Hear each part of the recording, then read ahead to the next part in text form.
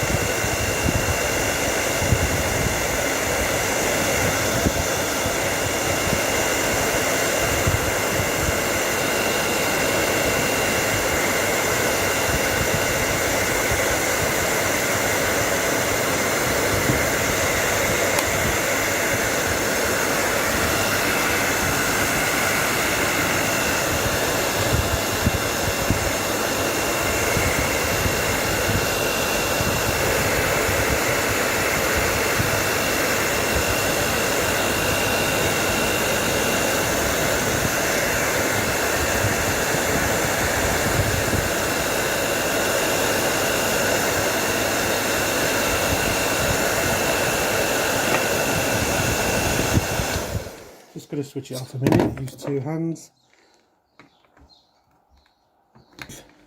Any residue, and there you go. How to remove GoPro off your helmet, not leaving any mess behind. Dead simple, couple of minutes, so you can replace and remove. And then what I'll do the same for the backing on here, just peel it off. And that, it's a little bit warm, so just be careful. And that is it. So I hope it helped. I should now put it somewhere else, probably on the top a little bit. But yeah, thanks for watching, hope it helped.